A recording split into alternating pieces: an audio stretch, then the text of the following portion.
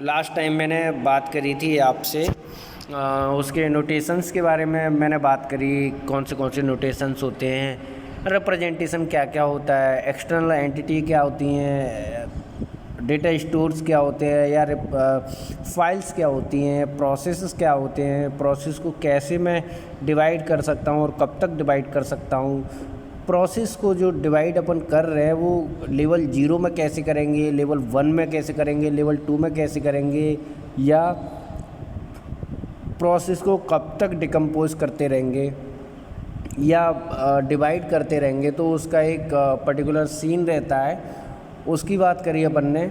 उसके बाद अभी यहाँ पे देखने वाले अपन उसी एक्सपेरिमेंट को कि डेटा फ्लो डायग्राम ड्रॉ कैसे करें। इस किसी पर्टिकुलर जो अपन का टारगेट था कि to draw a data flow diagram for any project, मतलब कि अगर एक पर्टिकुलर प्रोजेक्ट है तो ये यहाँ पे जनरलाइज मेथड की अपन बात कर रहे हैं कि कोई भी प्रोजेक्ट हो उसके लिए अपन जनरल जो DFD है किस तरीके से ड्रॉ कर सकते हैं उसकी बात कर रहा हूँ मैं यहाँ पे।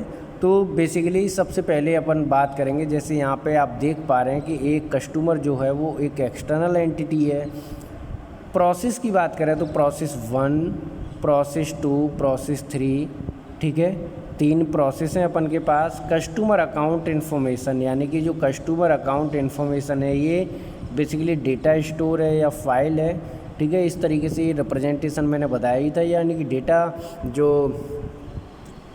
DFD डेटा फ्लो डायग्राम की अगर अपन बात करें तो डेटा फ्लो डायग्राम में अपन यही 4 चीज़ों को कंसीडर करते हैं। पहला प्रोसेस, दूसरा एक्सटर्नल एंटिटी, तीसरा फाइल्स या डेटा स्टोर, चौथा जो एरोज है, यानी कि जो इनपुट आउटपुट अपन कैसे दिखाएंगे या कोई पर्टिकुलर इनपुट देना है तो मैं कैसे उसका फ़्लो दिखाऊंगा, तो वो फ़्लो के लिए अपन एरो यूज़ करेंगे।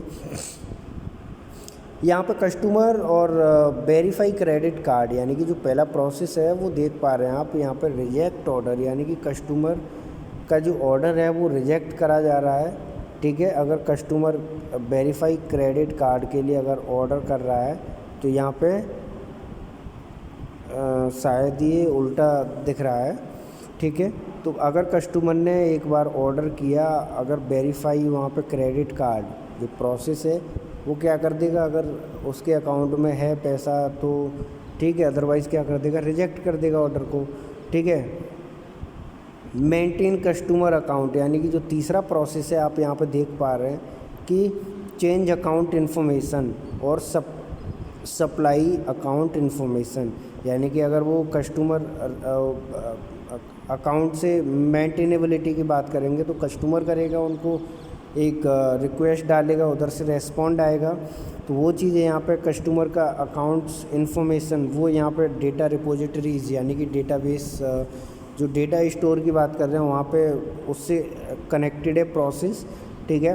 उसके बाद है सिप आइटम्स, अगर ऐसा कुछ है, अगर वो ऑर्डर कंफर्म हो रहा है, अगर अकाउंट में पैसे हैं, वेरीफाई किया, देन सिप आइटम है ना, और ईमेल कंफर्मेशन और ये चीज़ें सब, यानी कि एक पर्टिकुलर ऑनलाइन शॉपिंग से रिलेटेड है ये जो DFD है। तो उस तरीके से आप बना सकते हैं, ड्रॉ कर सकते हैं। रिकॉर्ड ट्रांजैक्शन है, यानी कि जो सिप आइटम हो रहा है उसका वो कस्टमर के करस्पॉन्डिंग उसको ईमेल कंफर्मेशन देना है ना।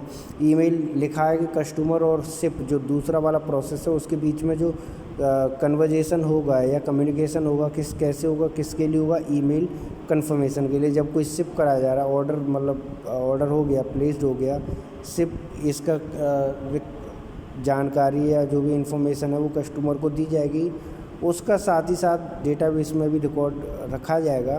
तो वो चीज़ें यहाँ पे दिखाई हैं। ये बेसिकली जो डायग्राम है an example first level data flow diagram. अगर मैं लेवल 0 की बात करता तो लेवल 0 में एक प्रोसेस होता है, प्रोसेस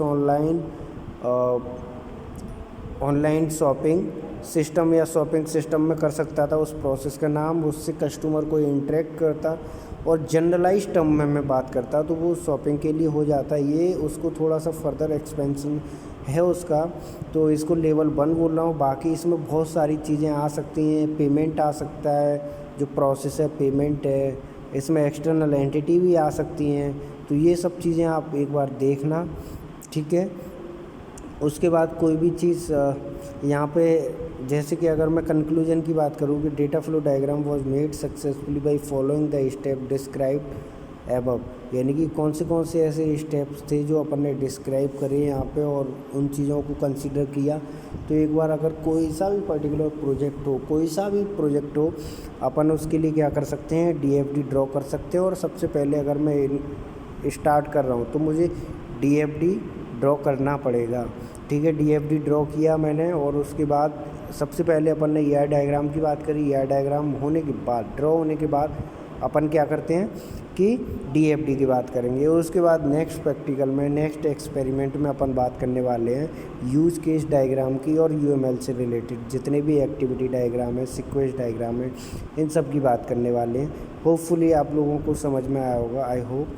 ठीक है, और कोई भी दिक्कत हो तो आप एक बार पूछना मुझे। Thank you.